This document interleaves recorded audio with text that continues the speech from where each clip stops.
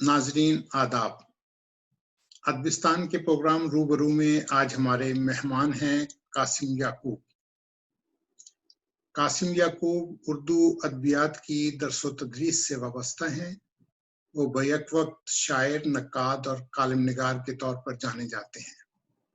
अदबी सिलसिला नुकात और उर्दू वेबसाइट एक रोज़न की अदारत से मुंसलिक हैं। आइए अपने मेहमान से मुलाकात करते हैं। कासिम याकूब भाई, आपको अपने प्रोग्राम में खुश आमदीद कहते हैं।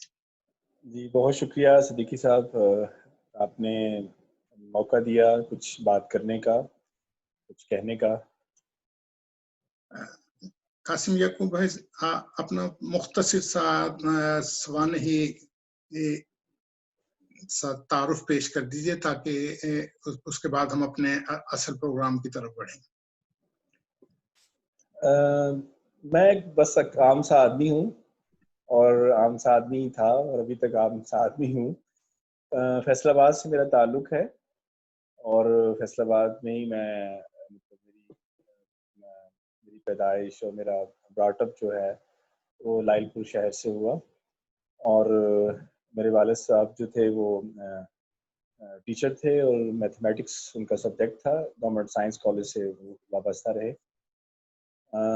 इसके अलावा मैंने साइंस पढ़ी, मैंने भी अपने घर की रवायत के मुताबिक, लेकिन इंटरमीडिएट के बाद मैंने शफल किया और फिर मैं लिटरेचर की तरफ आया, लेकिन साथ में कॉमर्स पढ़ता रहा। कॉमर्स के साथ फिर मैंने ग्रेजुएशन की लिटरेचर में। उसके बाद फिर मैं गवर्नमेंट कॉलेज फैसलाबाद से मैंने मास्टर्स किया उर्दू में और एमफिल और पीएचडी मेरी अल्लामा इकबाल यूनिवर्सिटी से है, जहाँ मैं अब दरस तदरीस से वाबस्ता हूँ। इसी यूनिवर्सिटी से शोबे से मैंने एमफिल और पीएचडी किया। तो बस ये एक छोटा सा तारुफ है जी। तो अपनी किताबों के बारे में भी कुछ बता दीजिए कि अब तक जो आपने जो वसी और अरीज काम किया है उसके बारे में भी हमारे नाज़रीन जान सकें। नहीं, वसी और अरीज तो ऐसा नहीं, बस मेरा चूंकि सब्जेक्ट है लिहाजा मैं लगा रहता हूँ, कुछ ना कुछ बन जाता है फिर तो उसे मतलब शेयरिंग के तौर पर मैं शायद भी करवा देता हूँ। मेरी चूँकि बुनियादी तरबियत जो है फैसलाबाद से शायरी के हवाले से हुई, वो कि मैं उतना अच्छा शायर तो नहीं बन सका और मतलब तालिब इल्म ही हूँ, लेकिन ये है कि मैंने अपने पहले जो एक दहाई जो है मैंने अपनी ज़िंदगी की अदबी मैदान में आने के बाद तो मैंने शायरी को दी। ज़्यादा वक्त मैंने गज़ल में और नज़्म में सर्फ किया और महफ़िल में बैठे मुशायरे पढ़े और फैसलाबाद का माहौल जो था वो बहुत लिटरेरी था इस हवाले से, गज़ल के हवाले से, तख्लीक़ के हवाले से।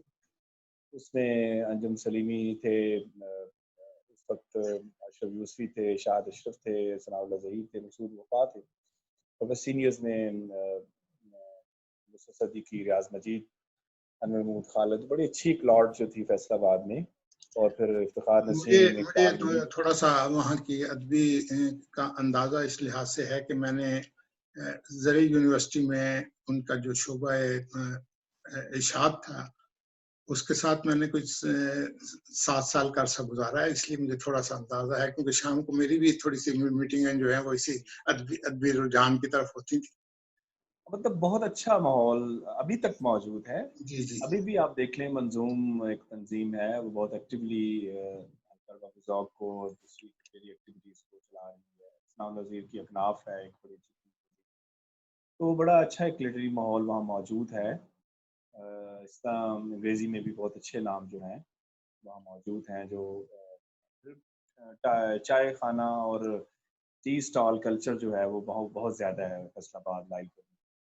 वो लोग आते हैं, बैठते हैं, गपशप लगाते हैं और इसलिए भी शेयरिंग वहाँ करने के मौके ज़्यादा हैं दूसरे शहरों की निस्बत।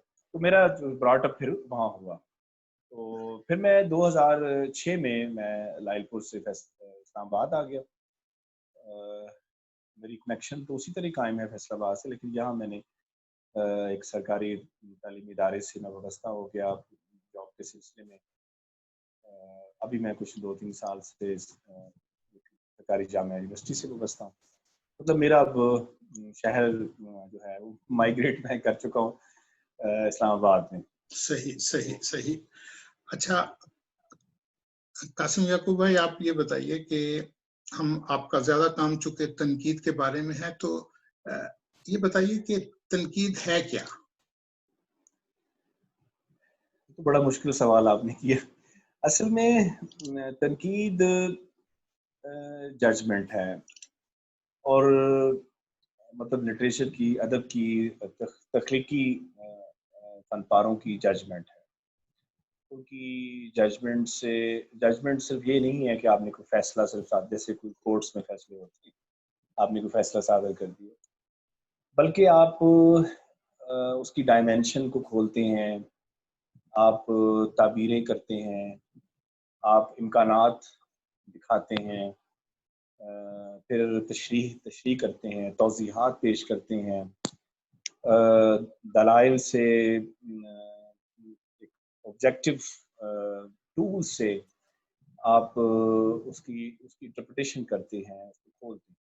ایسا یہ تخلیقی عمل سے بہت مختلف عمل ہے، اور اسے آپ تخلیقی عمل کا حصہ نہیں کہہ سکتے یا اس کی بائی پروڈکٹ نہیں کہہ سکتے جو ہمارے یہاں تصور موجود ہے کہ یہ اس کی کنیز ہے تخلیق کی. لہذا تنقیدی عمل ایک پوری ذمہ داری کا اور ججمنٹ کرنا کسی فن پارے کو، یہ کوئی آسان کام نہیں ہے، بڑی ذمہ داری کا کام ہے. اور آپ دیکھتے ہیں کہ بہت سے لوگ اپنی آراء رکھتے ہیں جن کی کوئی اہمیت نہیں ہوتی، لیکن جب اچھا شمس الرحمان فاروقی کوئی رائے دے گا، گوپی چند آرنگ دے گا، وزیر اعلیٰ دے گا، ناصر عباس نیر کو رائے دے گا، اس کی کوئی اہمیت ہوتی ہے، اس لیے کہ ان کے پیچھے ایک پورا تنقیدی ٹولز کا یا آراء کا ایک اسٹرکچر کھڑا ہوتا ہے، تو ان کی صحیح اہمیت بھی ہوتی صحیح صحیح. اچھا میں پیچھے چلتا ہوں تو آپ ارسطو کی بوتیکا کو تنقید میں کیا حیثیت دیتے ہیں؟ دیکھیں بڑی اہمیت ہے. میں بوتیکا کی طرح ہی بھرت منی کی ناٹیہ شاستر کو بھی دیتا ہوں، جو یہاں سب کانٹیننٹ میں لکھی گئی سنسکرت میں. پتہ نہیں کیوں ہم ہر چیز کو جوڑ لیتے ہیں بڑی جلدی، ویسٹ، اور ویسٹ سے پھر یونان سے پھر گریک کا جو خاص دور ہے، ارسطو اور پلیٹو اور سقراط، اور یہ جو 3-4 خاص پیریڈ جو ہے 200-250 سال کا، ہم ساری چیزوں کو یہیں سے دیکھتے ہیں. ایسا نہیں ہے، دنیا میں ہر جگہ انٹلیکٹ جو تھی وہ فروغ حاصل ہو رہا تھا. اور جیسے میں نے بتایا کہ ناٹیہ شاستر زیادہ بڑی کتاب ہے، جو رس کا نظریہ ہے، پھر اس کے بعد جو آنند وردھن کا دھونی کا نظریہ، وہ زیادہ اہم اور خوبصورت ہے، اور زیادہ بڑے پیمانے پر ادب کو انٹرپریٹ کرتے ہیں، ادب کی ایستھیٹکس کو زیادہ وائڈرلی جو ہے، بلکہ براہ راست جو ہے وہ سے مخاطب ہیں. لیکن چونکہ ہمارے ہاں وہ چونکہ ویسٹ کے پاس چونکہ وہ گریک ہے، اور وہ اپنی کرتے ہیں ہر جگہ، وہ لے کے آتے ہیں، اور اپنی انہوں نے بوتیکا کو، پولیٹکس کو ہر جگہ رکھا ہے. اس میں کوئی شک نہیں کہ انہوں نے بہت سے ٹریجک اور کامیڈی جو تھاٹس تھے وہ ڈفرینشیٹ کیا، اور بڑا خوبصورت بائیفرکیٹ کیا ادب کو، کس طرح ادب کام کرتا ہے، اور ادب کیا ہوتا ہے، ادب کیا نہیں ہوتا. یہ بڑے جینن سوالات تھے جو تھریٹیکل کرٹیسزم کے واسطے میں اٹھائے، اور میرے کہنے کا صرف مقصد ہے کہ یہاں بھی بہت بڑے سوالات اٹھائے گئے، لیکن شاید ہم اس طرح اس پہ توجہ نہیں دیتے، یا ابھی ہماری کرٹیسزم جو ہے اس پہ پوری طرح توجہ نہیں دے رہی. گوپی چند نارنگ نے اس پہ بہت اہم سوالات ہمارے ہاں جیسا کہ ابھی آپ نے کہا کہ مغربی تنقید کی طرف ہم چلے جاتے ہیں. مغربی، میرا اپنا ماننا یہ ہے کہ ہم تنقید میں مغرب کی تقلید کرتے ہیں. کیا وجہ ہے کہ ہمارا ناقد جو ہے اپنا تنقیدی رویہ ابھی تک طے نہیں کر سکا؟ نہیں، ایسی بات نہیں ہے. اردو کی شاید آپ بات کر رہے ہیں. جی جی. نہیں، بالکل ہمارے ہاں ناقد نے اپنا واضح کیے. مثلاً دیکھیں آپ حسن عسکری صاحب کو دیکھیں کہ انہوں نے ایک ٹریڈیشن تھیوری دی کہ ادب جو ہے وہ ٹریڈیشن سے بنتا ہے، اس کی ایک میٹافزیکل ٹریڈیشن ہوتی ہے ہر معاشرے کی، اور جہاں نہیں ہے وہ معاشرے ٹریڈیشنل معاشرے نہیں ہے. انہوں نے پورا تھیورائز کیا، اور بے شک انہوں نے رہنے گنوں سے لیا، لیکن انہوں نے اپنے تناظر میں اس کو پیش کیا، اس کو جوڑا، پھر اس کو ایکسٹینڈ کیا سلیم احمد نے، اور پھر ایک پوری لاٹ جو ہے اس پہ کام کر رہی ہے، دیکھ رہی ہے. دیکھیے ادب جو ہے یا کرٹیسزم جو ہے، یہ تو انٹرپریٹیشن کا نام ہے. تخلیق کے لیے ضروری نہیں ہوتا کہ آپ کسی تنقیدی ٹول کو استعمال کریں یا کسی فکر کو، آپ تو ایک کیفیت کو استعمال کریں، کیفیت بہاؤ میں آپ لکھتے جاتے ہیں. لیکن جب آپ کرٹیسزم کے لیے بیٹھتے ہیں، لکھتے ہیں، تو آپ نے پھر اس کو بتانا ہوتا ہے کہ یہ فن پارہ جو ہے کہاں پلیس کر رہا ہے، اس کی کیا اہمیت ہے، اس کی کیا معنی ہے، اس کے اندر کون کون سی جہاد، مانوی جہاد نمایاں ہو رہی ہیں، اس کے اندر کتنی تعبیریں آ رہی ہیں، اس کی ویلیو ججمنٹ کیا ہے، یہ کہاں کھڑا ہے، اس کی روایت سے، ماضی سے آگے آنے والے فن پاروں پہ کیا اثرات ہیں. تو یہ محض تاثراتی کام تو نہیں چلے گا نا، اس لیے آپ نے پھر کوئی نہ کوئی تھیورائز کرتے ہیں، اس سے بناتے ہیں، جوڑتے ہیں، اور پھر کوئی کنکلوڈ کرتے ہیں. جی اچھا، یہ جو ہمارا یہ آج کا جو ناقد ہے، زمانہ حاضر کے جو ادبی مسائل ہیں ان کا احاطہ کرنے کے قابل ہے؟ جی جی بالکل، کیوں نہیں کر رہے ہیں. اور یہ آپ ضرور کہہ سکتے ہیں کہ کم ہو گیا ہے ہمارے ہاں یہ رجحان. مشکل کام ہے، ہم زیادہ سرسری ہو گئے ہیں، اور تھارو اسٹڈی نہیں رہی، یا ہماری اپنی ہم تعصبات کا شکار ہو گئے ہیں شاید اس وجہ سے. ورنہ آپ دیکھیں کہ مسلسل لکھا جا رہا ہے. ابھی ناصر عباس سید کا میں نے نام لیا، اقبال آفاقی صاحب بہت اچھا لکھ رہے ہیں. ہندوستان میں تو ایک پوری چین ہے جو وہاں پر لکھنے والوں میں ہے، اور ایسا نہیں کہ ہمارے ہاں لکھ نہیں رہا. بہت سے، میں نے ایک آرٹیکل لکھا تھا ہمارے ہاں جو پچھلی دہائی میں جو اچھی کتابیں سامنے آئیں، تو ایک پوری جنہوں نے اپنا پوائنٹ آف ویو دیا، انہوں نے تھیورائز کیا، کچھ ادب کو سمجھنے کی کوشش کی. تو ایسے ہی ہوتا ہے ہر دور میں، چند لوگ، کم لوگ ہوتے ہیں، لیکن اب کچھ زیادہ کمی محسوس ہو رہی ہے. 2000 کے بعد والی جو نسل ہے، جیسے ہی وزیر اعلیٰ صاحب گئے، یا صدیقی بہت بڑا نام تھا، وہ گئے، تو ایک کمی محسوس ہوتی ہے لکھنے والوں کی. اور ینگرز میں، نئے لوگوں میں بہت کم لوگ سامنے آ رہے ہیں. تو لیکن یہ ہے کہ لکھا جا رہا ہے، لوگ لکھتے بھی ہیں. آپ دیکھیں کہ تنقید کتنی اچھی نظم پہ لکھی جا رہی ہے، غزل پہ لکھی جا رہی ہے. فکشن پہ آپ دیکھیں، اختر رضا سلیمی نے ایک پورا ناول نمبر دیا ہے، اور 2 والیومز میں کوئی 1200 صفحات ہیں. کہاں سے آ رہی ہے کرٹیسزم؟ لکھا جا رہا ہے ناول. اچھا، یہاں میرا خیال ہے کہ کم ہوتا ہے، ورنہ وہاں کے تو بہت سارے، انڈیا کے تو بہت سارے جرائد جو ہیں وہ اس تنقید کے اوپر اور مختلف جو کام ہو رہا ہوتا ہے وہاں کا، اس کو دیتے ہیں. مثلا ناول کے اوپر جو ہے وہ وہاں پہ ایک ارگندہ میگزین ہے، اس میں انہوں نے جو ہے وہ 2 دفعہ جو ہے، ایک دفعہ فکشن نمبر نکالا، ایک دفعہ ناول نمبر نکالا. تو وہاں پہ میرا خیال ہے یہاں کی نسبت اگرچہ وہاں پہ ہندی ڈومینیٹ کرتی ہے، لیکن وہ کام بہرحال میرے حساب سے تو یہ یہاں کی نسبت زیادہ توجہ دی جا رہی ہے وہاں پہ. یہ بالکل، میں آپ سے بالکل متفق ہوں. ہندوستان میں زیادہ بہتر کام کرٹیسزم میں ہو رہا ہے. اس کی شاید بڑی وجہ یہی ہے کہ جامعات میں انہوں نے بڑے لوگ بیٹھے ہیں، قاضی افضال بیٹھے ہیں، شمیم حنفی صاحب بیٹھے تھے، اور حامدی کشمیری تھے، ٹھیک ہے، سری نگر یونیورسٹی. وہ وہاں پر زیادہ جامعاتی سطح پر بھی بہت معتبر کام ہوا. کرٹیسزم میں نہیں، تحقیق میں بھی بہت اعلیٰ کام ہوا. وہاں تحقیق کی پوری روایت جو ہے ہندوستانی جامعات میں اور وہاں زیادہ بہتر فارم میں نظر آتی ہے. ہمارے ہاں تخلیقی روایت زیادہ مضبوط ہے میرے خیال میں انڈیا سے. اچھا، یہ جو تنقید کی موجودہ صورتحال آپ کیسی دیکھتے ہیں؟ تنقید کی آپ کہہ رہے ہیں؟ جی جی، تنقید کی. بڑا آپ نے مجھے مشکل سوال آپ نے دے دیا ہے. بس آپ دیکھ لیں، جیسے میں بار بار کہہ رہا ہوں کہ 2000 کے بعد مخدوش ہے حالت یہ والی. کافی جو ہے مسائل کا سامنے، بہت چند نام جو ہیں اردو میں لکھنے والے اب رہ گئے ہیں. ویسے تو آپ دیکھیں جامعات میں بہت لکھا جا رہا ہے، اور ڈھیروں کی ڈھیروں آپ کو لگتا ہے جیسے سب لوگ ہی تنقید لکھ رہے ہیں. لیکن وہ کوئی سسٹمیٹک کرٹیسزم نہیں ہے، وہ مضمون نگاری ہے. مضمون نگاری میں آپ کوئی پوائنٹ آف ویو نہیں دیتے، آپ پہلے سے موجود پوائنٹ آف ویوز کو آپ جمع کر دیتے ہیں، اور کوئی انہانسمنٹ نہیں ہوتی آپ کسی نئے گوشوں کی. لہٰذا آپ اسے تو نہیں کہہ سکتے تنقید، نہ میں اسے مانتا ہوں. اسی طرح جامعاتی سطح پر جو تھیسس لکھے جا رہے ہیں وہ بھی میں اسے تنقید کے زمرے میں نہیں رکھتا، کیونکہ وہ بھی ایک میکینیکل ورک ہوتا ہے، اور آپ نے ایک خاص ہدف بنایا ہوتا ہے، اور اس پہ آپ نے ڈگری لے لیتے ہیں اور وہ پورا ہو جاتا ہے.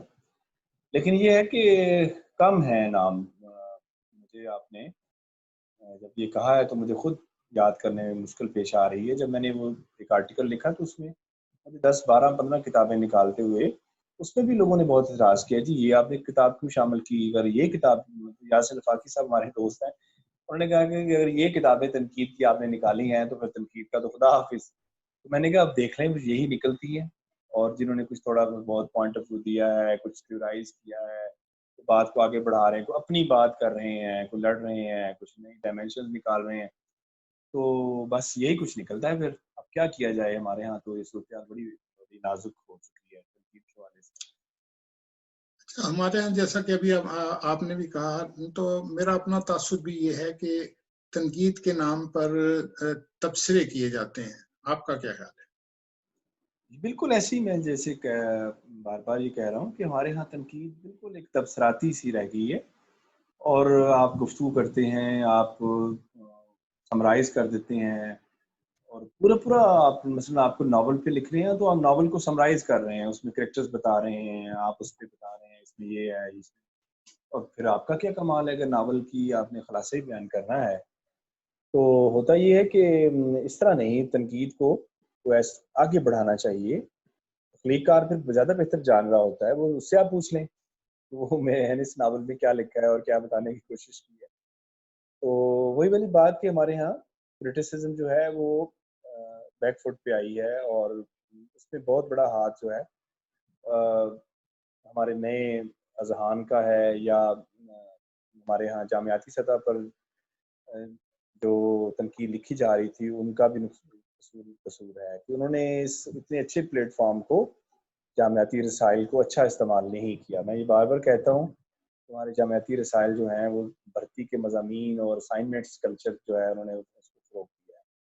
حالانکہ اس میں کسی کا قصور نہیں ہے، ایچ ای سی کا بالکل قصور نہیں ہے، بلکہ انہوں نے تو بہت اچھا آپ کو پلیٹ فارم دیا تھا کہ آپ معیاری کرٹیسزم کو، معیاری تحقیق کو آپ سامنے لائیں، لیکن وہ ہم نے اس کو ضائع کیا. میں ایک دو جو نیٹ کے اوپر دیکھ رہا تھا، ہندوستان کے جرائد ہیں، اس میں اچھے معیاری قسم کے تنقیدی مضامین اور وہ جو ہے، اور اس میں محسوس ہوتا ہے کہ آدمی کچھ علم حاصل کر رہا ہے. لیکن یہاں پہ کچھ اس قسم کی بات نظر نہیں آتی. اچھا، یہ جو جدید تنقید ہے اس میں جو مشکل اصطلاحات ہیں، کیا اس کی موجودگی میں جب ہم ان کا استعمال کرتے ہیں تو کیا یہ عوام میں مقبولیت حاصل کر سکے گی؟ نہیں دیکھیے، تنقید تو عوام کے لیے اس طرح لکھی نہیں جاتی، چونکہ یہ ایک سبجیکٹ ہے، اور اس کی جس طرح لٹریچر جو ہے، پہلی بات تو وہ عوام کے لیے اس طرح ہوتا نہیں ہے. ہمارے ہاں غزل کیوں مقبول ہوئی؟ کیونکہ وہ عوامی سطح کے قریب گئی، اس وجہ سے غزل کو ہی ہم سارا ادب سمجھتے ہیں، شاید یہ وجہ بھی.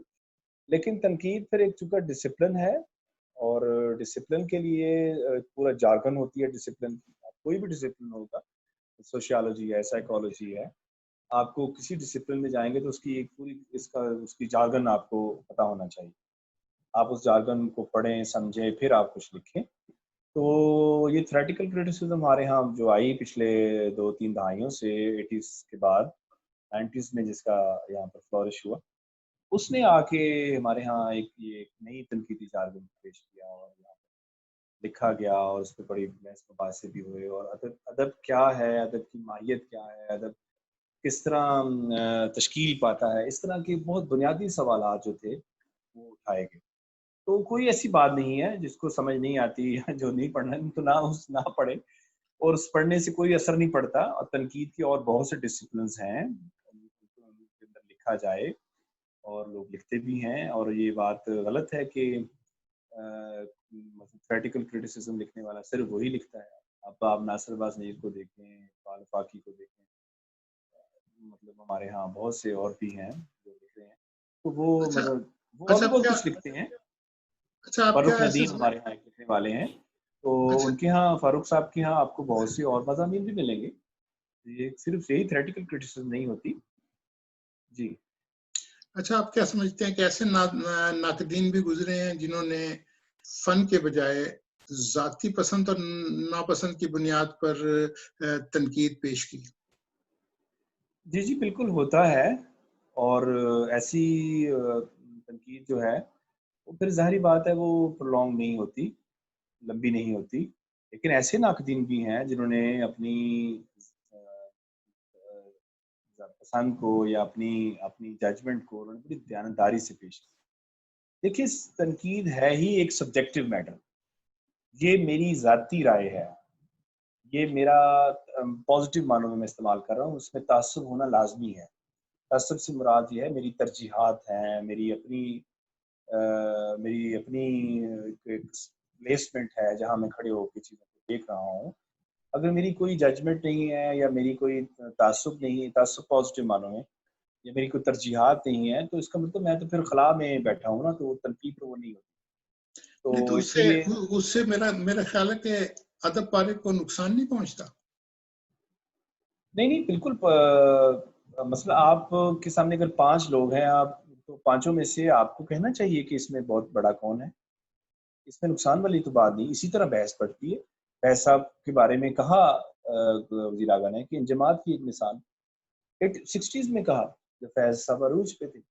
کیا آج دیکھیں آج ہم یہ مانتے نہیں ہیں. توازن کی ایک مثال انہوں نے کہا وزیر مزید امجد کو. نظم جدید کی کروٹیں، ان کی کتاب بڑی مشہور کتاب. تو آج دیکھیں انہوں نے دیانتداری سے رائے دی. اگر فیض صاحب کی اس گرینچر میں ہوتے تو شاید وہ یہ رائے نہ دے سکتے.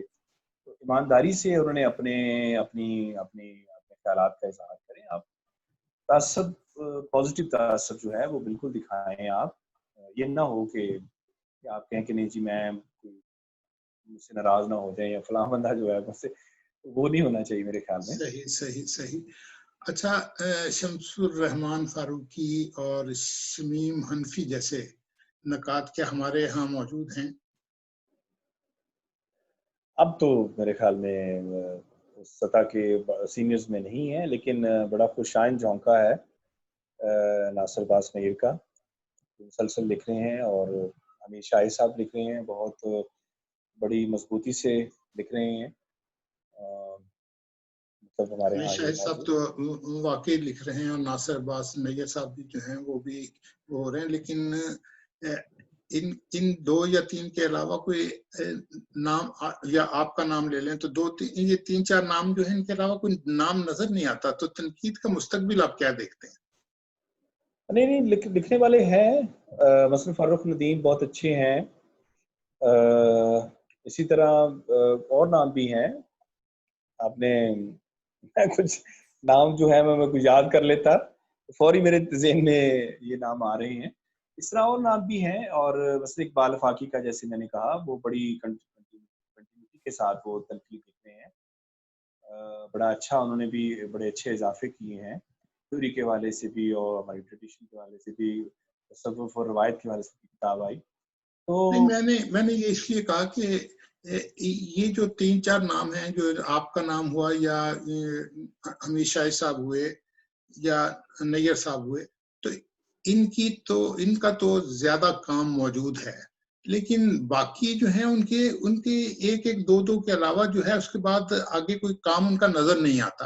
اس ریفرنس سے میں یہ بالکل میں اسی لیے یہی بات کر رہا تھا کہ وہ تھارو کرٹیسزم جو ہے کہ باقاعدہ لکھی جائے اور اپنا موقف جو ہے بار بار دہرایا جائے، نقطہ نظر ہو.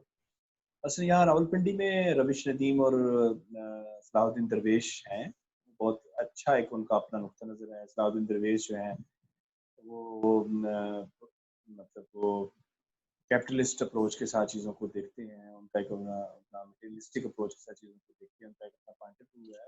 صلاح الدین درویش صاحب کی میرے خیال ہے کہ ایک آدھ کتاب ہی آئی ہے جو جو تنقید کے ریفرنس ہے کام کر رہے انہوں نے لکھا انہوں نے لکھا، ان کی 3-4 کتابیں ہیں، 5 کتابیں ہیں ان کی، اور وہ مادی نظریے جو ہیں ادب کے، وہ اس حوالے سے مسلسل لکھ رہے ہیں۔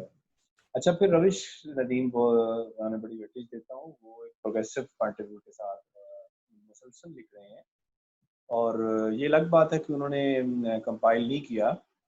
اس کے علاوہ پہلے ان کا کام بھی ہمارے سامنے 3-4 کتابوں کی شکل میں ہے، تو اس کا مطلب لکھ رہے ہیں ناصر کی طرح۔ ظاہری بات ہے ہم لوگ اس طرح نہیں لکھ پا رہے، یا جس طرح انڈیا میں جس طرح آپ نے نام لیے ہیں، شمی منفی صاحب کا، فاروقی صاحب کا، گوپی چند نارنگ کا، قاضی افضال کا، وہاں پر واقعی وہ بہت زیادہ منظم ہو کے وہاں پر روایت موجود ہے۔ چلیں اب ہم تنقید سے نکل کے ایک جنرل ادب کی طرف آتے ہیں، تو تخلیقی رویوں میں بڑا ادب کیا ہوتا ہے؟ کیا اردو میں بڑا ادب پیدا ہوا؟ جی بالکل، ہمارے ہاں بڑا ادب موجود ہے۔ سب سے بڑھ کر دیکھنا یہ ہوتا ہے کہ اس کا پوئٹک ایکسپیرینس کیا ہے، وہ کس پوئٹک ایکسپیرینس میں آپ کو شامل کر رہا ہے۔ ہم زیادہ تر عادی ہیں واہ کے، اور وہ ہمیں سوٹ کرتی ہے غزل۔ اب آپ دیکھ لیں، بلا مبالغہ میں آپ سے مطلب آپ کو بتا سکتا ہوں، دعویٰ کر سکتا ہوں کہ تخلیقی ادب، شعری ادب میں نظم میں زیادہ بڑا ادب آیا 20ویں صدی۔ اس میں راشد سے لے کے صدق حسین خالد سے لے کے مجید امجد موجود ہیں، اخترالنعمان موجود ہیں، فیض صاحب سے لے کے، اور آپ یہاں حسین جعفری، آفتاب اقبال، شمیم تک آئیں، یا ہمارے جو نئے نوجوان ہیں ان میں سعید احمد ہیں، یا شاہد اشرف تک آپ دیکھیں، تو یہ لوگ جو نظم لکھ رہے ہیں، انہوں نے بہت بڑے بڑے اینگل سے ادب کو دکھانے کی کوشش کی ہے، بڑی بڑی کہہ لیں کہ ایسی جہتوں سے ہمیں متعارف کروایا ہے جن کو پہلے نہیں مس کیا گیا۔ تو مثلا اقبال کو ہم بڑا کیوں کہتے ہیں، غالب کو کیوں بڑا کہتے ہیں؟ انہوں نے اس سطح پہ جا کے چیزوں کو دکھانے کی کوشش کی ہے۔ مثلا جب اقبال یہ کہتا ہے کہ میں ہی تو ایک راز تھا سینہ کائنات میں، تو نے یہ کیا غضب کیا، مجھ کو بھی فاش کر دیا، میں ہی تو ایک راز تھا سینہ کائنات میں، تو ہم بڑا اقبال کو کیوں کہتے ہیں کہ وہ کہاں سے جا کے کیا بات کر رہا ہے، تو زندگی کی یا ہماری مطلب جو ہمارا جو وجدان ہے، گیان ہے، اس کو کہاں سے جا کے پکڑنے کی کوشش کرتا ہے شاعری میں، ادب میں، یا تخلیقی رویوں میں۔ تو اس لیے نظم میں بہت بڑے بڑے رویے آئے ہیں۔ مجید امجد کے حوالے سے آپ دیکھیں، میں نے کچھ آرٹیکلز لکھے ہیں کہ وہ چوٹیوں تک کو وہ دیکھ رہا ہے، اور وہ کہہ رہا ہے کہ یہ جو ہے یہ ہماری دانش سے بڑی دانش ہے ان کی، کہ یہ جو سوچتی ہیں کہ میں نے اپنے سامان اٹھا کے میں نے وہاں تک اپنے دل تک کیسے پہنچنا ہے، یہ جو سوچنا ہے اس چونٹی کا ہماری دانش سے بڑی دانش۔ اس طرح کی چیزیں مجید امجد کے ہاں آئی ہیں، راشد کے ہاں دیکھیں، میرا میرا جی کے ہاں، آفتاب اقبال، اختر حسین جعفری، اور آپ تو منیر نیازی کے ہاں دیکھیں کیسی کیسی سطحوں کو مس کیا گیا ہے۔ غزل میں اتنا بڑا آرٹ نہیں آیا، اس میں میرا یہ مطلب نہیں ہے کہ غزل میں آیا نہیں ہے، میں کہنے کا نظم کے مقابلے میں غزل میں کم بڑا آرٹ آیا۔ پھر دیکھیں ہمارے ہاں ناول لکھے گئے، اس میں کوئی شک نہیں ہے، عزیز احمد کے ناول دیکھیں، کوثر حیدر کے دیکھیں، تارڑ صاحب تک آپ آئیں، اور یہ نوجوان جو لکھ رہے ہیں، عاطف علیم لکھ رہے ہیں، اور آصف بٹ لکھ رہے ہیں، اور کاشف رضا لکھ رہے ہیں، اچھا ان ناولوں تک آپ آئیں تو آپ، ابھی میں نے گلمینا پڑھا، میں حیران ہوا کہ ایسا خوبصورت ڈاکومنٹ انہوں نے تیار کیا ہے زید سید نے۔ تو ایسی بات نہیں ہے کہ ہمارے ہاں لکھا نہیں جا رہا، مطلب یہ ہے کہ مجموعی طور پر ہم زوال کا شکار ہیں، پورا معاشرہ جو ہے تہذیبی حوالے سے، پولیٹیکل حوالے سے، معاشی حوالے سے کٹ آف ہے دنیا سے، اور ڈکلائن کا شکار ہے، تو ہمارے تخلیقی رویے بھی شاید پھر اس کا ہائی لائٹ نہیں ہوتے۔ تو لیکن جو ناقد ہوتا ہے یا جو ادب کو سمجھنے والا ہے، وہ اسے بالکل اٹینٹو سے رہنا چاہیے کہ ہمارے ہاں کہاں کس سطح کا لکھا جا رہا ہے، اور اس کی ویلیو جو ہے اسے پتہ ہونی چاہیے۔ میرے خیال میں ہمارے یہاں لکھا جا رہا ہے، میں تو بہت پر امید ہوں آگے بھی انشاءاللہ۔ اچھا، اب آپ نے سلینگ زبان پر بھی کام کیا، اردو سلینگ لغت جو ہے وہ ترتیب دی، یہ سلینگ زبان ہے کیا؟ اچھا، یہ ایک بڑا دلچسپ سا موضوع ہے، آپ نے بحث چھیڑ لی ہے یہ والی. یہ سلینگ آپ دوسرے لفظوں میں کہہ لیں کہ غیر مستند زبان، عامیانہ زبان، جسے کہیں کہ نان اسٹینڈرڈ لینگویج، جسے ابھی اسٹینڈرڈ یا مستند نہیں کہا جا رہا. اور زبان معاشرے، کیونکہ زبان تو بنائی ہی معاشرے، بنتی معاشرے سے ہے، لیکن یہ ہے کہ معاشرہ پھر خاص لفظوں کو مستند کہتا ہے، خاص جارگن کو مستند کہنا شروع کر دیتا ہے، خاص وکیبلری کو، خاص سینٹکس کو وہ مستند کہنا شروع کر دیتا ہے، اور خاص کچھ سینٹکس یا جملے یا جو گروپ آف ورڈز ہوتے ہیں ان کو وہ کہتا ہے کہ یہ سلینگ ہے، نان اسٹینڈرڈ ہیں اور ٹیبوز ہیں، ان کو مت بولیں یا برے ہیں. تو اس طرح ہمارے ہاں بہت سارے، لیکن زبان تو زبان ہوتی ہے. میں نے جب اس پہ غور کیا کہ ہمارے ایکسپریشنز کا بہت بڑا حصہ جو ہے وہ سلینگ ہم ادا کر رہے ہوتے ہیں. ہم اس کو کبھی مانتے ہی نہیں اور کہتے ہی نہیں، بلکہ ہم کوشش کرتے ہیں کہ ان کو ہماری ڈکشنریوں میں شامل نہ ہوں یا یہ ہم اس کو دیکھیں نا بولیں. آپ، جیسے انڈیا میں ناول ہے یا جو کچھ لکھا جا رہا ہے وہاں پہ، رحمان عباس کا میں وہ ناول پڑھ رہا تھا، یا اس میں یا دوسرے جو وہ ہیں، وہ جو زبان بولی جا رہی ہوتی ہے اسی طرح کی ورڈنگ کریکٹر کے لحاظ سے وہ اس میں ایڈ کر رہے ہوتے ہیں، تو ظاہر ہے کہ اس میں سلینگ بھی شامل ہوتی ہے. جی، ادب کو یہ بالکل، ادب کے اندر یہ بالکل اس کو یہ ایج حاصل ہے کہ ادب میں سلینگ آتی ہے. منٹو نے تو پوری پوری گالیاں لکھی، اور لیکن یہ ہے کہ ہمارے ہاں اس کو مثلا شاعری جو ہے وہ بڑی وائٹ کالر جاب ہے نا، تو شاعری قبول نہیں کرتی سلینگ کو. تو مثلا یہ ماموں بنانا، یہ چونا لگانا، 2 نمبر، آپ اس طرح کے لفظ سنتے ہیں، پونڈی کرنا، تو یہ ہمارے ایکسپریشنز کو، ہماری زبان کے انر کو یہ ادا کر رہے ہوتے ہیں. اس پہ کام ہونا چاہیے، اس پہ لکھا جانا چاہیے، اس کو ریکارڈ کا حصہ بنانا چاہیے. ضائع ہو جاتے ہیں سلینگ جو ہیں، وہ کبھی فار ایور نہیں رہتے، وہ یا تو مستند زبان کا حصہ بن جاتے ہیں یا وہ مر جاتے ہیں، ختم ہو جاتے ہیں. تو یہ جو بڑی قومیں ہوتی ہیں یا زندہ زبانیں ہوتی ہیں، وہ اپنے زبان کے اوپر بڑا کام کرتی ہیں اور سلینگس کو وہ محفوظ کرتی جاتی ہیں. اچھا، ایک بڑی اچھی کتاب ہے مصطلحات ٹھگی، یہ مجھے نام بھول گیا مصنف کا، یہ اس کو بشیر احسن خان نے مرتب کیا ہے.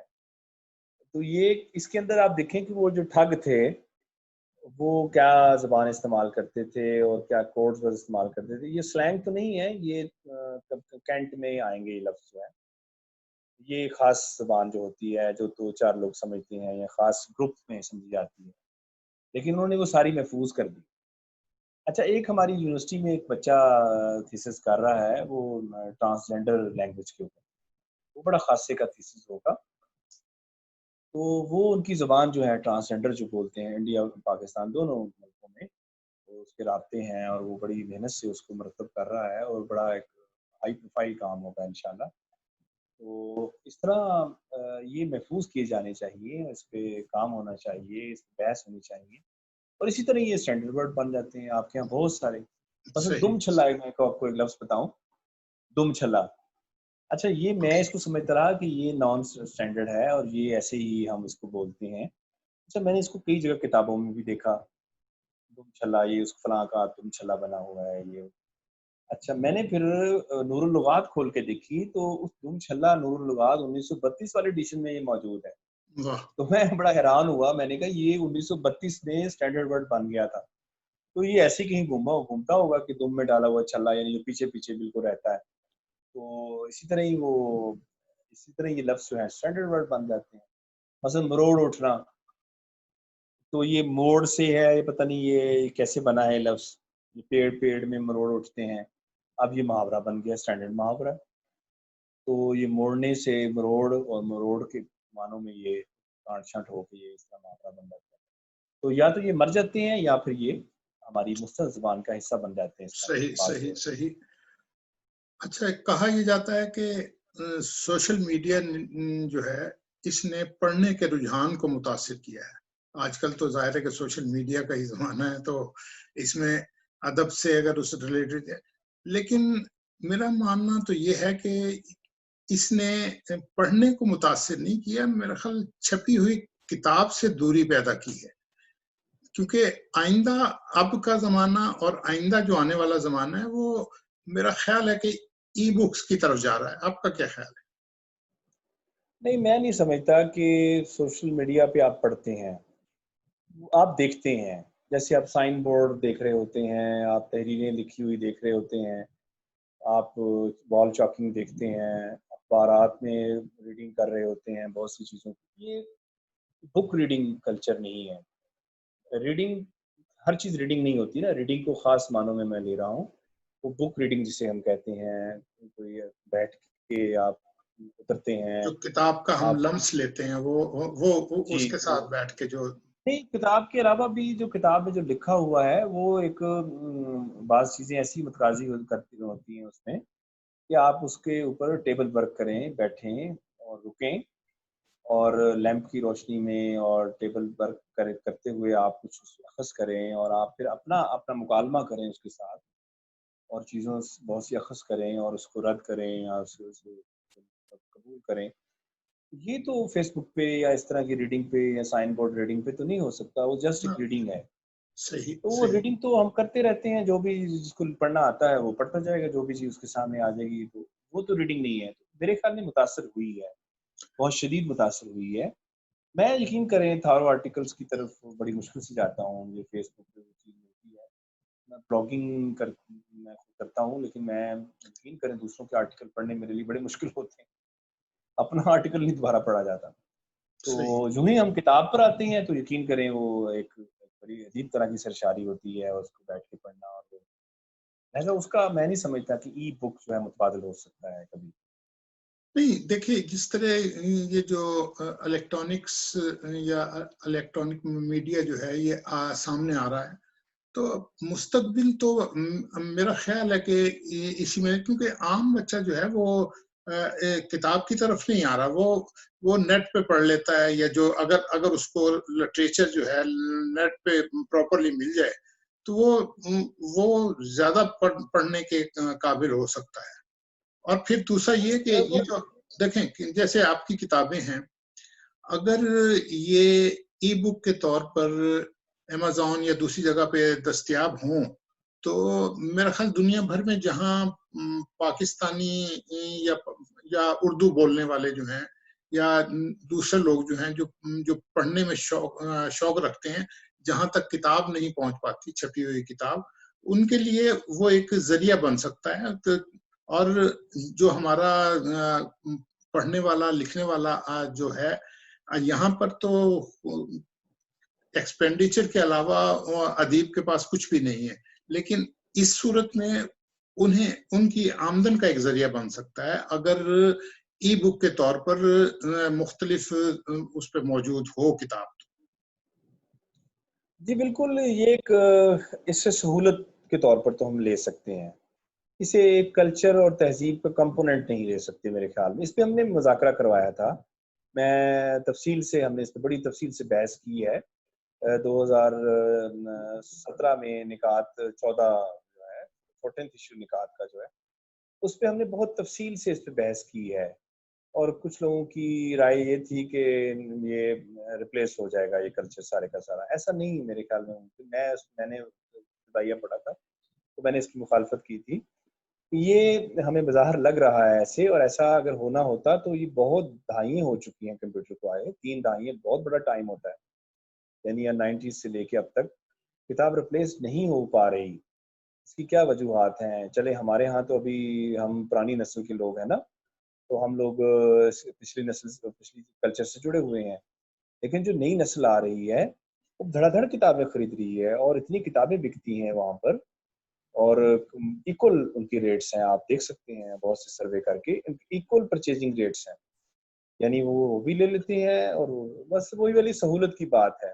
سہولت تو یہ بہت اچھی ہے، خاص پر ریسرچ پوائنٹ آف ویو سے یہ بہت اچھی چیز ہے کہ آپ کو ریسرچ کرنی ہو تو آپ کہاں سے ڈھونڈیں کتاب، کہاں جائیں، کہاں سے منگوائیں. ڈاک کے ذریعے آ رہی ہے، ایک پراپرٹی کسی کے پاس پکڑی ہوئی، اس نے میری کتاب میرے پاس ہے، تو وہ چیز جو ہے وہ ختم ہوگی اس سے. لیکن کتاب کا بہرحال متبادل میرے خیال میں وہ ہاں میڈیکلی بھی. ہاں اب یہ اس لحاظ سے تو یہی آپ ٹھیک کہہ رہے ہیں. اچھا یہ بتائیے کہ غزل اور نظم کے مقابلے میں ناول کیوں زیادہ پڑھا جا رہا ہے؟ یہ بڑی دیکھیں نا آپ، بڑی دلچسپ بات ہے کہ ہمارے ہاں غزل کی کتاب بالکل نہیں بکتی، نہ ہی وہ پڑھی جاتی ہے اس طرح، نہ ہی ہمارے ہاں نظم اس طرح پڑھی گئی. ہمارے دوست ہیں سعید احمد، انہوں نے ایک طویل نظم لکھی، لیکن آپ دیکھیں کہ وہ اس طرح نہیں پڑھی گئی.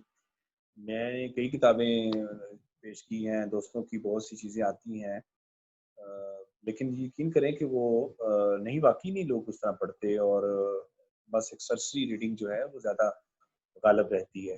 لیکن ناول جو ہے بڑا مقبول ہوا. اچھا شاید اس کی یہ وجہ ہے کہ وہ زندگی کے بہت قریب ہے. زندگی کی ریالٹیز، زندگی کی تلخییں اس قدر زیادہ گمبھیر ہو گئی ہیں کہ ایسے ناول جو زندگی کی کچھ نئے انکشافات کرتے ہیں، اور خاص طور پر ایک سٹوری ٹیلنگ میں، تو وہ شاید زیادہ ہارٹ کرتے ہیں، ہم اس کے قریب زیادہ جاتے ہیں اور بھاگتے ہیں. اور مجھے خود بھی ریڈنگ کرتے ہوئے بہت مزہ آیا. میں نے پچھلے 6 ماہ میں کچھ 4-6 ناول پڑھے، مجھے بہت مزہ آیا. میں ایک سحر میں رہا، اور رک رک کے میں نے خس و خشاک زمانے پڑھا، اور مجھے ایسے لگ رہا تھا میں جیسے زمانوں کی سیر کر رہا ہوں. میں نے کاشف رضا کا ناول پڑھا، عاطف علیم کے میں نے ناول پڑھے، اختر رضا سلیمی کے میں نے 2 ناول پڑھے. مجھے ایسے لگ رہا تھا جیسے میں واقعی ایک دنیا جہان سے کی سیر کرتا ہوا آ رہا ہوں. تو اس میں کوئی شک نہیں کہ ناول جو ہے ہمیں زندگی کے ایسے سے انکشافات کروا رہا ہے، یا ہم سننا چاہتے ہیں. ہر چیز چونکہ انکشاف کی زد میں ہے، اور ہر چیز ہم جان چکے ہیں، اور ہم کوئی ایسی ہڈن چیزوں کی طرف جانا چاہ رہے ہیں. اچھا زندگی کا یہ پہلو بھی ہے، زندگی کا یہ پہلو بھی ہے، تو ناول وہ پہلو کھول رہا ہے.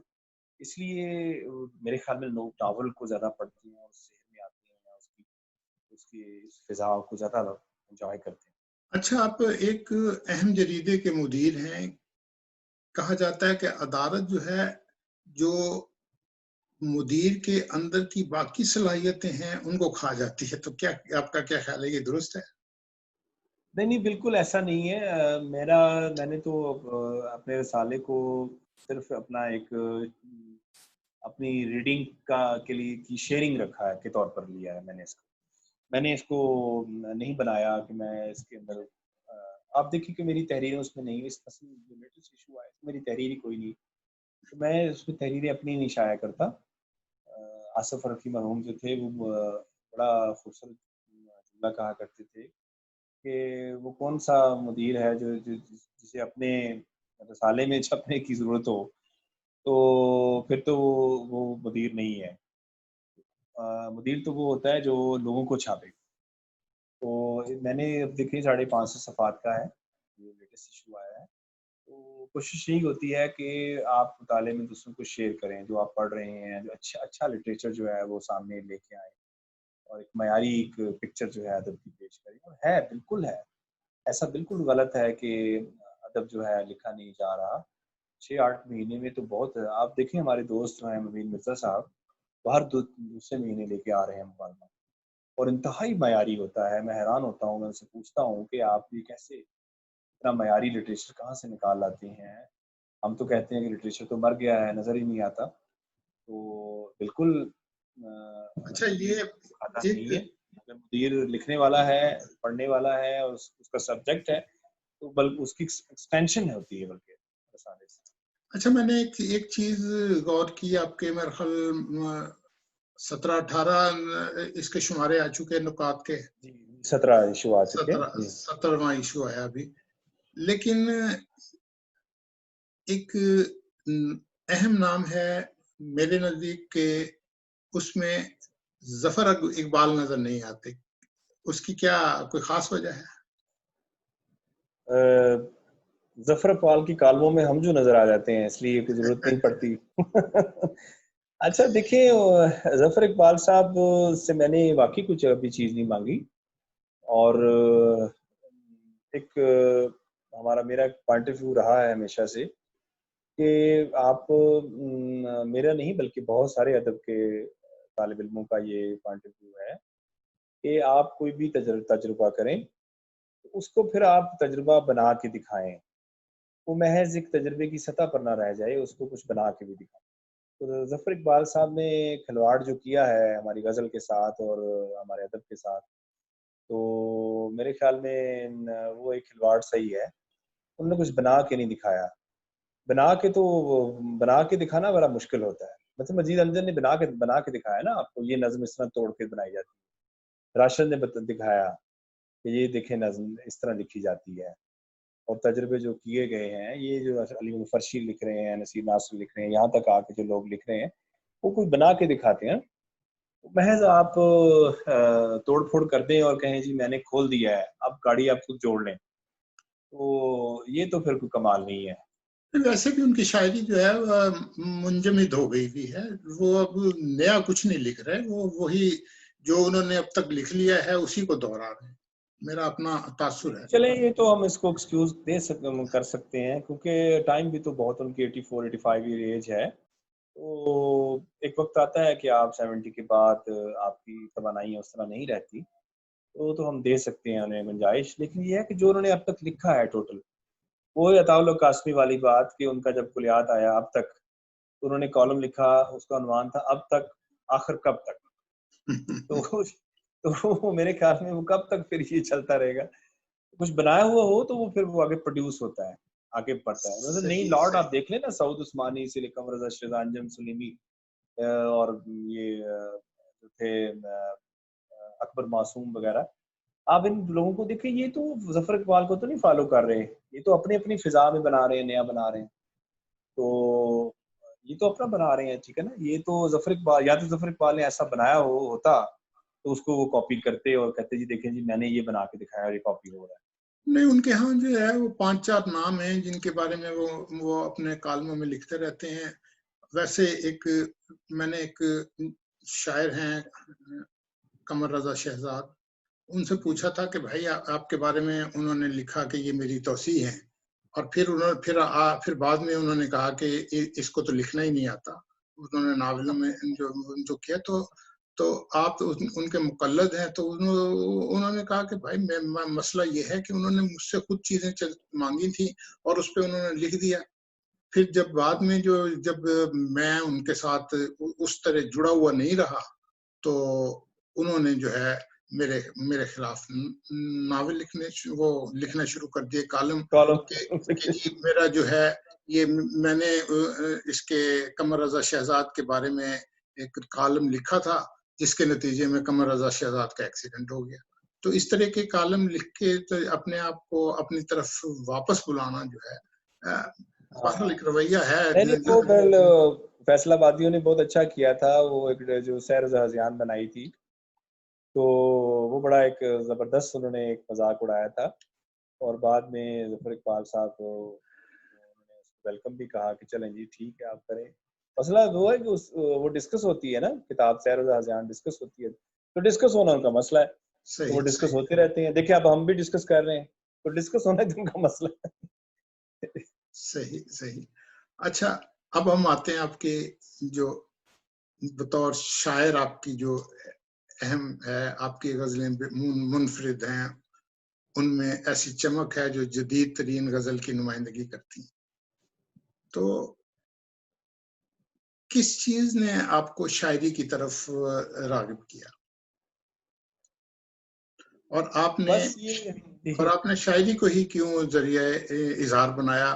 دیگر اصناف بھی تھیں، ناول تھا یا افسانے تھے یا دوسری اصناف تھی، یہ تنقید تو خیر ایک الگ، جیسا کہ آپ نے خود بھی کہا کہ تنقید جو ہے وہ تخلیق کے ضمن میں نہیں آتی، تو تخلیق کے ضمن میں جو ہے دوسرے کو کیوں نہیں اپنایا آپ نے؟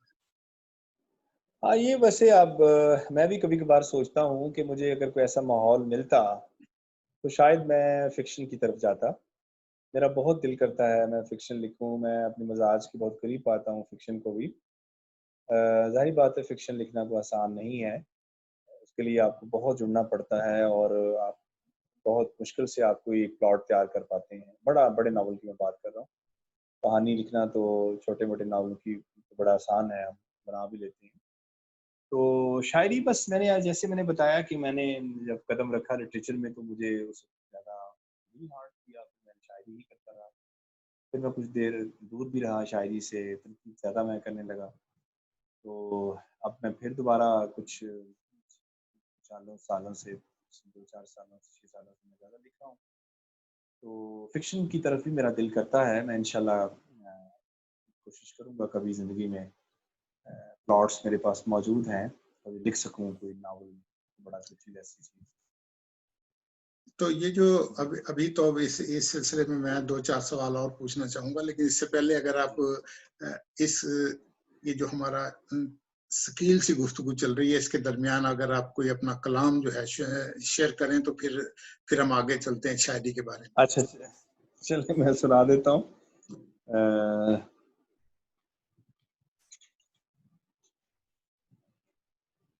مٹی پہ اشک دیکھتا نیچے پڑے ہوئے، واہ، مٹی پہ اشک دیکھتا نیچے پڑے ہوئے، افسوس گھر کے فرش ہیں پکے پڑے ہوئے۔ واہ واہ، مٹی پہ اشک دیکھتا نیچے پڑے ہوئے، افسوس گھر کے فرش ہیں پکے پڑے ہوئے، سورج کی ہم تلاش میں ناکام ہو گئے، سورج کی ہم تلاش میں ناکام ہو گئے، تھک کے تمام سائے ہیں آگے بڑھے ہوئے۔ واہ، سورج کی ہم تلاش میں ناکام ہو گئے، تھک کے تمام سائے ہیں آگے پڑے ہوئے، دروازہ کوئی کھول کے جانے کہاں گیا، دروازہ کوئی کھول کے جانے کہاں گیا، کچھ پھول دیکھتا ہوں میں نیچے پڑے ہوئے، واہ واہ واہ، دروازہ کوئی کھول کے جانے کہاں گیا، کچھ پھول دیکھتا ہوں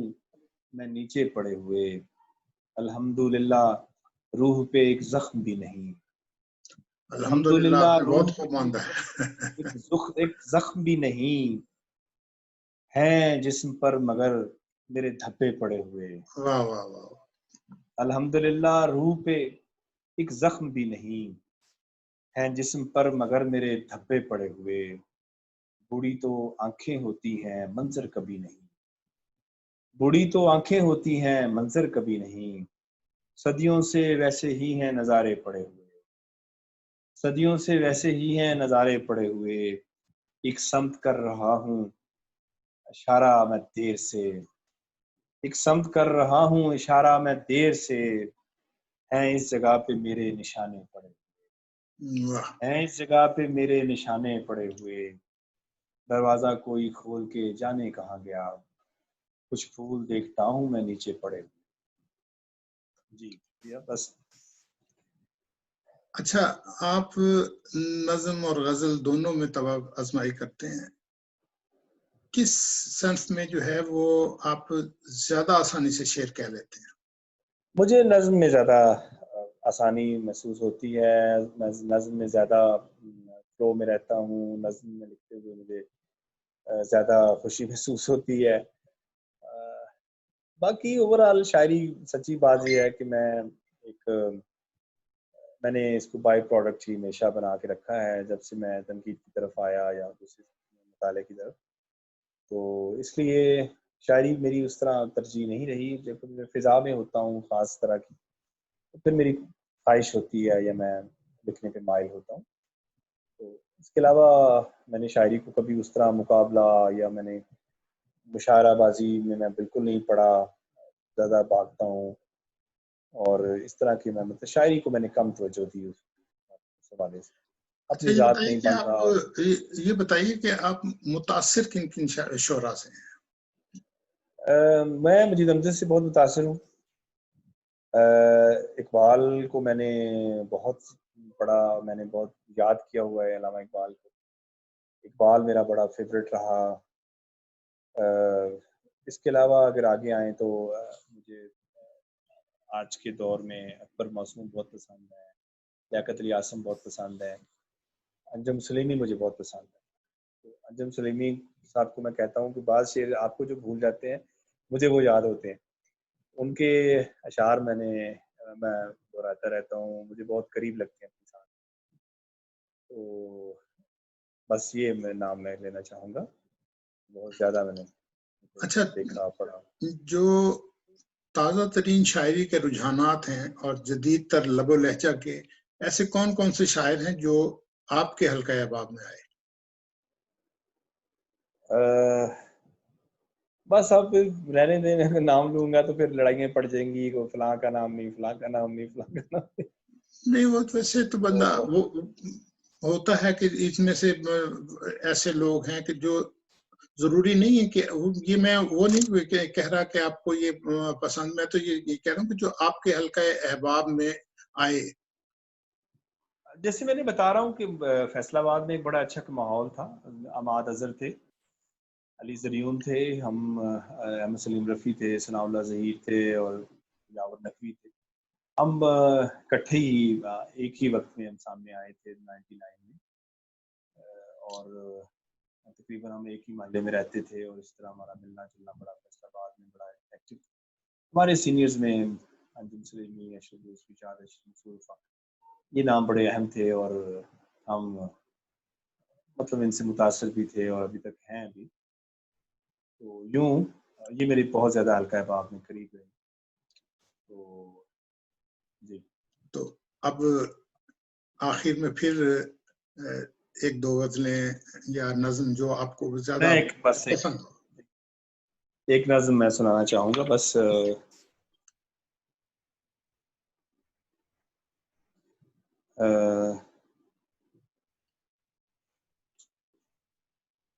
ربا ہم شرمندہ ہیں، ربا اب اس کھیل کے جیت اور ہار میں لپٹے پیچ و خم کو وقفہ دے، ربا اب اس کھیل کے جیت اور ہار میں لپٹے پیچ و خم کو وقفہ دے، کوئی فیصلہ کر، ہم کو حوصلہ دے، ہم جاگتی آنکھ کے روشن دان سے چھنتے منظر کو پہچان سکیں، ہم جاگتی آنکھ کے روشن دان سے چھنتے منظر کو پہچان سکیں، یہ مان سکیں ہم گھر کی بے رنگ و روغن دیواروں کو بجھتے چراغوں سے روشن کر کے دل کی شمع میں شعلے کا متبادل کہنے لگے، جب گلتی سڑتی تشنہ تمازت کے ہاتھوں مرتی انسان شناسی لہو لہو آنکھوں کا پہناوا بنی، ہم ہنستے رہے، ہم کو اپنے خونی دانتوں کی وحشت سے نفرت کی قدرت، ہم کو اپنے خونی دانتوں کی وحشت سے نفرت کی قدرت دے، اپنے گناہوں کے اقرار کی ہمت دے، ربا تیری آنکھیں بھی تو یہ سب دیکھتی ہیں، ربا تیری آنکھیں بھی تو یہ سب دیکھتی ہیں، تو کیسا ہے جو روتا نہیں، تیرا دل کیسا ہے جو درد سہے جاتا ہے، تو کیسا ہے جو روتا نہیں، تیرا دل کیسا ہے جو درد سہے جاتا ہے، تجھ کو غصہ نہیں آتا، جس کا دل دکھتا ہے قطع تعلق کر دیتا ہے، ربا ہم کو کچھ وقت ہمارے حال پہ چھوڑ، ہم سے منہ موڑ، ہم تیری ناراضی سے ڈر جائیں، ہم اچھے ہو جائیں، ہم کو شرمندہ ہونے کی تعلیم ہی دے، ربا ہم شرمندہ ہیں۔ واہ واہ، کوئی ایک شعر جو آپ کو بہت پسند ہو اپنا آخر میں وہ سنا دیجیے۔ یہ جھانک لیتی ہے اندر سے آرزو خانہ، یہ جھانک لیتی ہے اندر سے آرزو خانہ، ہوا کا قد میری دیوار سے زیادہ ہے، یہ جھانک لیتی ہے اندر سے آرزو خانہ، ہوا کا قد میری دیوار سے زیادہ ہے۔ اب آخر میں صرف ایک گفتگو کرنا چاہوں گا کہ یہ مجید امجد کی جو آپ کی کتاب ہے، تو اس میں آپ نے جو ترتیب دی ہے وہ خواجہ ذکریہ کی جو کتاب ہے اس میں سے کلیکشن ہے، اور آپ کا کوئی ایک مضمون ہے یا اس میں زیادہ مضامین ہیں؟ اچھا نہیں، یہ بہت ہی آپ نے اچھی بات پوچھ لی، اور اس پہ کبھی بات نہیں ہوئی، ابھی یہ مارکیٹ بھی پوری طرح نہیں ہو سکی کتاب، انشاءاللہ یہ ہو جائے گی اسی مہینے۔ تو یہ میں نے اس کو شب رفتہ کے بعد جو مجید امجد کا کل کلام جو تھا ان کی زندگی میں شائع ہونے والی کتاب شب رفتہ، اس کے بعد یہ عبدالرشید نے، فہیم جوزی صاحب نے اور سعادت سعید صاحب نے، امجد اسلام امجد نے، ایک ٹیم تھی پوری پنجاب گورنمنٹ کے زیر نگرانی یہ کام کر رہی تھی، انہوں نے مجید امجد کے سارے رجسٹر دیکھ کے ایک بنایا تھا، کلیات بنایا تھا شب رفتہ کو نکال کے جو ان کی زندگی میں چلی، اس کا نام انہوں نے رکھا تھا شب رفتہ کے بعد۔ تو وہ میں نے صرف اس کو بیس بنایا ہے۔ اس کی وجہ یہ ہے کہ میں یہ سمجھتا ہوں کہ رجسٹر جو ہیں وہ کسی کے پاس نہیں ہے، وہ زکریا صاحب کہتے ہیں میرے پاس بھی نہیں ہے، تو ہم کس کو اوتھینٹک پھر مانیں، کس چیز کو کہ یہ کلام جو ہے یہ ہمارے پاس فائنل فارم ہے۔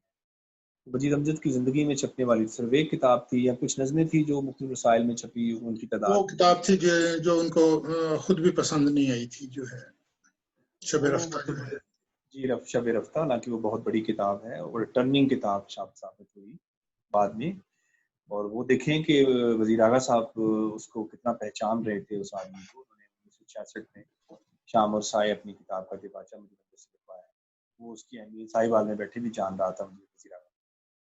تو میں نے اس کو بنیاد بنایا ہے۔ البتہ میں نے جو فرق ہے یا کوئی تفاوت مجھے نظر آیا وہ میں نے آخر میں پورا بریف کمپیریزن دے دیا ہے، یہ خواجہ زکریا صاحب نے اس کو ایسے لکھا ہے، یہاں پر ایسے موجود ہے، جو تھوڑا تھوڑا مجھے فرق نظر آیا وہ میں نے آخر میں وضاحت اس کی حواشی میں دے دی۔ میں نے اس کو انٹرو اس کا لکھا ہے، تفصیل سے میں نے اس پہ انٹرو بھی لکھا ہے۔ اچھا، پہلے میں اس کے اندر ایک جو میں چونکہ میرا تعلق ساہیوال سے ہے، میں وہاں رہا ہوں، میں مجید امجد صاحب کے کو سنا بھی ہے ان کے ساتھ بیٹھ کے، اچھا، تو وہ اس میں بعض جو کتاب کے اندر وہ ہیں، اگر آپ ان کا انٹرویو جو پی ٹی وی میں سے نشر ہوا اگر اس کو سنیں تو بعض اشعار خاصے مختلف ہیں، اور وہ خود بھی انہوں نے اس کا اظہار کیا ہوا ہے کہ میری تشفی نہیں ہوتی جب تک کہ میں کسی چیز کو مختلف دوبارہ نہ دیکھ لوں اور اس کو جو ہے کانٹ چھانٹ نہ کروں۔ تو انہوں نے بہت ساری کانٹ چھانٹ کی، ان جو چھپا ہوا شعر ہے اور جو انہوں نے خود پڑھا ہوا ہے اس میں بھی فرق محسوس ہوتا ہے۔ دیکھیں یہ تو پھر ایک تحقیق کا سوال ہے نا باقاعدہ کہ ان کی فائنل فارم کو لیا جائے، یہ ہمارا تحقیق کا ایک سوال ہوتا ہے کہ ہم کس ٹیکسٹ کو فائنل ٹیکسٹ یا مصنف کی منشا کا ٹیکسٹ ہم سمجھیں، تو ہم صرف اسی کو سمجھیں گے کہ جو مصنف نے فائنل فارم میں پیش کیا ہے جس پہ وہ متفق تھا کہ یہ ہے۔ تو اس طرح تو نہیں ہوگا کہ ہم آپ کہیں کہ جی یہ والی رکھ لیں یہ نہ رکھیں، تو یہ ہم فیصلہ کرنے والے نہیں ہیں، ہم وہی ٹیکسٹ لیں گے آخری فائنل فارم میں۔ اگر مجید امجد نے اپنی کتاب چھپنے کے بعد شب رفتہ کے جو زندگی میں چھپی اس کے بعد بھی اس میں کوئی امینڈمنٹس کی ہیں تو وہ اس کے ثبوت ہونے چاہیے، ان کا رجسٹر ہونا چاہیے، وہ آرکائیو کا حصہ ہونا چاہیے۔ میں نے بار بار لکھا ہے ایگزیکٹلی، وہ تو خیر وہ جو رہا اسی طرح رہا کہ وہ جو کمیٹی بنی تھی یا جن کے حوالے کیا گیا، وہ جاوید قریشی صاحب نے جن کے حوالے کیا، تو انہوں نے اس کو کمپائل کیا، وہ اپنی جگہ پہ آپ جو بات کہہ رہے ہیں وہ درست ہے، لیکن ایک چیز جو اس میں بڑی واضح ہے وہ یہ کہ میں تو یہ سمجھتا ہوں کہ وہ شعر جو انہوں نے خود اپنی زبان سے پڑھے، کیونکہ یہ انٹرویو جو ہے یہ ان کی آخری عمر کا انٹرویو ہے، تو بالکل ٹھیک ہے، ان کو لیا جانا چاہیے، تو وہ لیا جانا چاہیے تھا، کیونکہ جو انہوں نے اس انٹرویو میں جس طرح پڑھا ہے بالکل اسے لینا اس کو اس چاہیے، طرح لیا۔ بالکل اسے لینا چاہیے کہ جی آخر شکل میں یہ فارم ہمارے سامنے ہے، ریکارڈڈ بھی ہے، اور بالکل ہماری جو تحقیقی دلیل بھی اس پہ پوری اتر رہی ہے، وہ اسے لیا جانا چاہیے۔ لیکن اگر آپ رجسٹر گم کر دیں اور رجسٹر کسی کے پاس نہیں ہے اور ہے ہی نہیں ہے، اور آپ کہیں کہ جی یہ میں نے اچھا اس میں پھر آپ نے کوئی اصول بھی نہیں بنائے، مثلا کئی نظموں کے عنوان ہیں، خواجہ زکریا صاحب کہہ رہے ہیں جی میں نے پہلی لائن لے دی ہے، تو چلیں ٹھیک ہے جی آپ نے عنوان نہیں بنایا۔ اچھا کئی نظموں کے آخری دور کی نظموں کے عنوان بھی ہیں، اچھا وہ کہہ رہے ہیں جی میں نے عنوان دے دی ہیں اس کی۔ اگر آپ عنوان دے رہے ہیں اس کا مطلب آپ اس کی کنسٹرکشن میں شامل ہو رہے ہیں، نظم کی تخلیقی کنسٹرکشن میں شامل ہو رہے ہیں، آپ اس کو ڈائریکٹ کر رہے ہیں اس نظم کو، تو وہ تو پھر میرے خیال میں ہم بالکل مشکوک ہو جاتا ہے، وہ تحقیقی روایت پہ پورا نہیں اترتا خواجہ صاحب کا یہ پورا کلیات ہے میرے خیال میں. تو اس کو مرتب کیا جانا چاہیے، لیکن مسئلہ یہ کیسے کیا جائے، کیونکہ کسی کے پاس ہے ہی نہیں ٹیکسٹ. صحیح صحیح. قاسم یعقوب بھائی، آپ کا بہت شکریہ کہ آپ نے ادبستان کے پروگرام کو وقت دیا، اس میں تشریف لائے اور ہمارے ناظرین کو بہت سی ایسی معلومات دیں جو ان کے لیے ان کے علم میں اضافے کا باعث ہے. ایک استاد کی حیثیت سے آپ کو اسی طرح کی ان کی نمائندگی کرنی چاہیے تھی. آپ کا بہت بہت شکریہ. آپ کا بھی بہت شکریہ، میں شکر گزار ہوں کہ آپ نے موقع دیا.